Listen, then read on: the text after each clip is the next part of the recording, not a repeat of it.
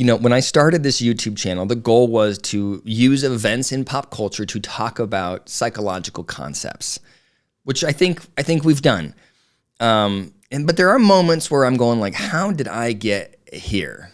Well, this morning I spent hours trying to track this drama between Justin Baldoni and Blake Lively. So we're going to talk about that, because I think there are important things from a psychological standpoint that we can learn from the conflict and how it's being treated in the media. So first, I have to give you sort of a run through of all of the events. So buckle up. And let me just say, there are better people than me, experts. There are experts that have really dove deep into this drama that know more than I do. So I'm just sort of white knuckling it as I to tell you the events as I understand them. So bear with me. And I'm using my notes because my brain cannot hold all of it.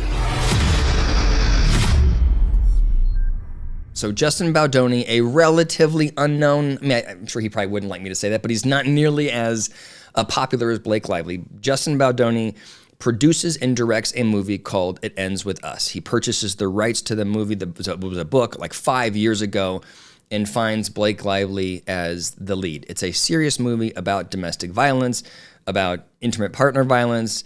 It's deep. So they start working on the movie, and sort of the people around it think everything is going fine. Then in August of 2024, the movie is going to air, and so the promotional tours start. But people on the internet notice that Blake and Justin aren't promoting the movie together. And so, of course, rumors start to swirl, and people think in general that Justin, who is the producer, the director, he's also the male lead, is doing a really good job promoting the movie. He's passionate about it, and he comes across as a very sort of aware, woke, thoughtful guy. Blake Lively, in general, the sort of the internet fodder says that she is missing the depth of the movie. So if someone understands the themes of this movie, comes across you in public, and they want to really talk to you, what's the best way for them to be able to talk to you about this? How would you recommend they go about it? Like asking for like my address or my phone number or like my location share. Or I could just location share you, and then we could... So in general, people are sort of like pro Justin. And then as this tour continues on, there was more and more videos. I even saw videos of Blake Lively being kind of an a-hole in different interviews that had happened long ago. It's like all of a sudden there was this like tidal wave of evidence that she is tough to work with, that she's a diva, that she doesn't like the interviewers, that she's super critical, that she's kind of a nightmare to be around, and obviously she's this raging narcissist.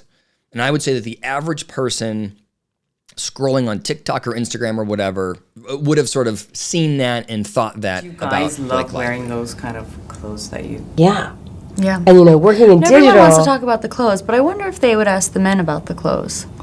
I would. Meanwhile, wardrobe is always the way that I enter a character. I'm a very shy person, so if I look a certain way, then I can... And then the movie comes out first in the UK, and despite all of the promotional challenges, it does very well. So you sort of think like, okay, this is all good, right?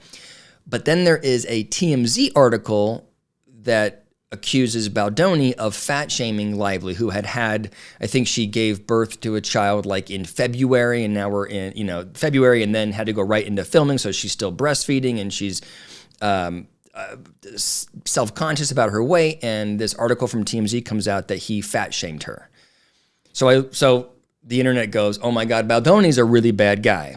So I saw the TMZ article, and then they linked the article describing specifically what was said. And what was said was, this is, I think as close to the sources I can get just on the internet, is Baldoni has had a couple of back issues, like slip discs or whatever. And so there's a scene in the movie where he has to lift up Blake Lively. So he goes to his trainer and says, hey, are there exercises I can do? Or he goes, how much do you think she weighs? And are there exercises that I can do to protect my back? He then goes to Blake Lively and says, it's going to be great, and is like, to her face, very positive about it. But eventually the story goes from the trainer to Blake Lively that Justin wanted to know her weight. And so that's why she was upset, and that's why this whole thing about fat shaming came out. So as the tea drinker on the outside, I look at that and go like, wait a second, I don't know that he directly fat shamed her. It seems appropriate to me, for an actor to try and figure out, how do I protect my back if I have to do this, this particular scene.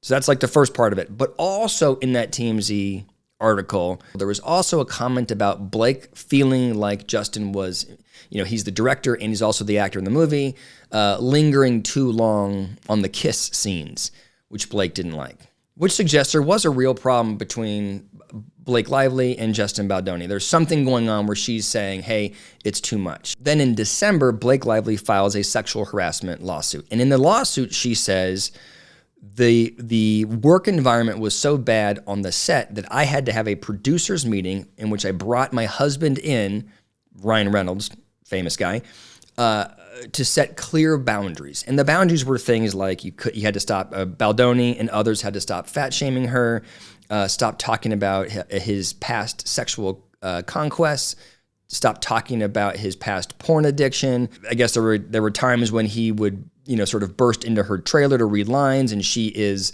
breastfeeding, or there were times when he would walk into the trailer when she was having makeup, taken off of her and she was nude. He was sort of leering at her. A long list of things that he had to stop doing, all of which kind of fell into the bucket of sexual harassment. So again, as the tea drinkers on the outside, we're looking at now going, well, no wonder Blake Lively wanted nothing to do with Baldoni during the promotional part of the tour. That's sort of one view of it. The other view of it is, wait a second, why was Blake Lively bringing in Ryan Reynolds? Why was he involved at all?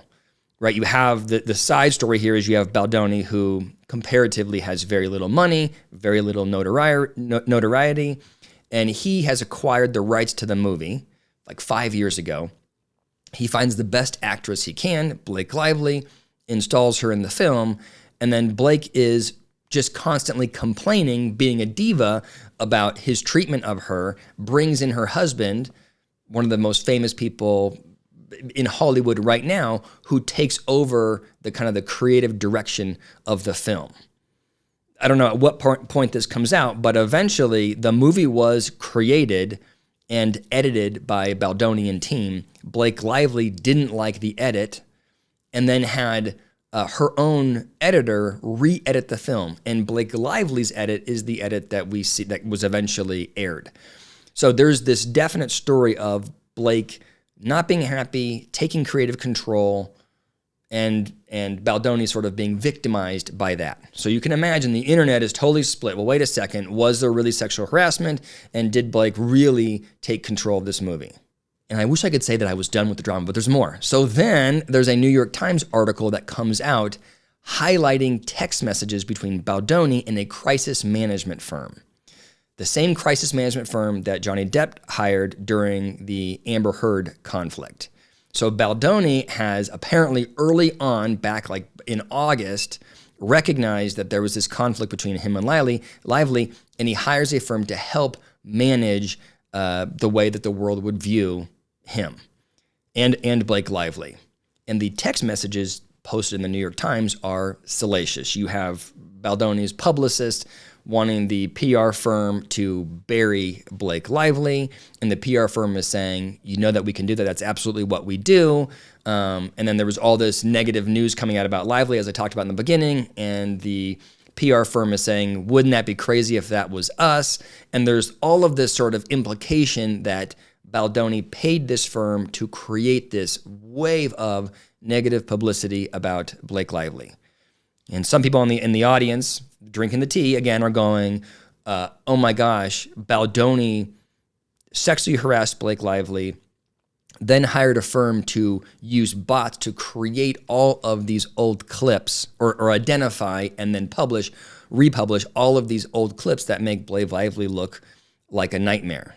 But then on Baldoni's side, he's saying he has a right to defend himself if he's being accused of sexual harassment, which he didn't do, in that the text messages that the New York Times posted were taken out of order to create a narrative that simply didn't exist, that this crisis management firm never said that they were going to destroy Blake Lively that way, that they never took responsibility for that wave of negative publicity. So then at the end of December, Baldoni sues the New York Times for taking the text messages out of order. The New York Times says there was lots of rigor behind the article. We stand behind what we posted. So they're in a legal battle. And then Baldoni in January, just recently, then sued Blake Lively and Ryan Reynolds for creating all of this drama and, damaging his reputation. And the lawsuits are enormous. $400 million in one, $250 million in another. The drama, the tea is piping hot. So, first of all, I am embarrassed that I went down that rabbit hole. I am sure you, the audience, will have some edits for how I went through that, but you get the idea. It's a freaking hornet's nest of drama. And for every argument that somebody might have, there is a counter argument. So what's interesting about it is, to me, thinking about how influential social media can be in how we understand a story. Everybody on the internet is convinced that they fully understand the nuance of this story. And they don't. They weren't there. Nobody really knows. But it seems like every YouTuber, every blogger, every Instagram or TikTok or every post is very clear. Here's exactly what's happening, and here's why that person is wrong.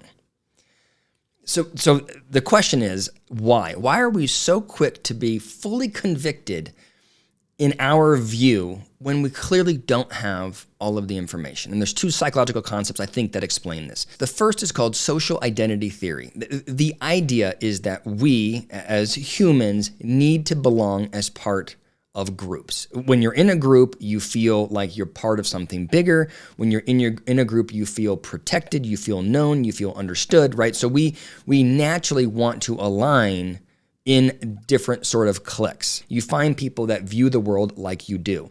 When you're part of a group, when you have a social identity, you are very resistant to leave that social identity because then you're on your own. So whatever our view is, whatever the way that we view the world, thinking about this politically, right? If you're on the right or if you're on the left, it's very difficult to shift from one side or the other because you're not just abandoning the viewer perspective, you're abandoning everything that comes with that social support. It's the social alignment. It's the protection from risk, people that disagree with you. When you're in a social group that views things all one way, there's simplicity in how you're thinking. Life is easier because you have this group of people that all view things the same way. Smash cut to the internet. You're on the internet and you're reading about the story between Blake Lively and Justin Baldoni. You have your side, your social group, and you will certainly only collect, based on our algorithms, you only get data that supports your view, so there's confirmation bias here, and you don't want to push back on what you believe is your value system that keeps you in that social group. And I think that's what's interesting is from a psychological standpoint, our values get overly enmeshed with our social circles, and it prevents us from ever questioning views or perspectives that might differ from what your group might think.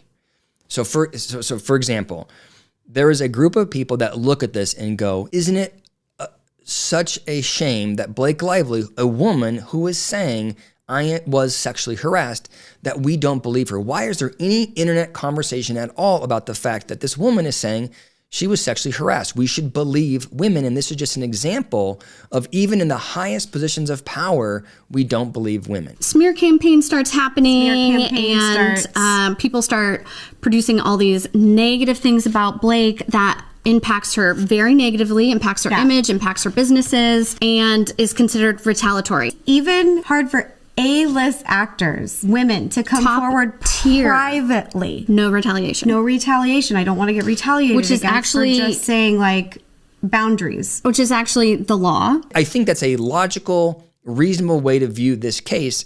But you can imagine if that's your worldview, when you see this, you aren't going to wonder about and learn about Baldoni's perspective because it fits your social identity.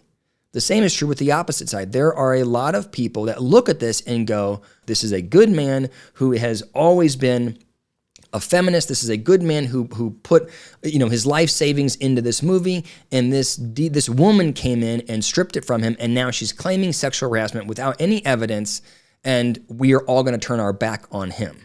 And she was such a brat that she wanted to control every scene, wanted to see all the dailies, wanted to do her own cut and did her own cut of the movie. All this is very unusual for just an actress in the film, even if she's the lead, and that she's now tried to turn this whole thing into a PR victory for her to get past what appears to be the fact that she is an egotistical bully. Now, this group has a worldview, and of course, they're not wondering about Blake Lively's perspective. They are just consuming information that supports their view and perspective.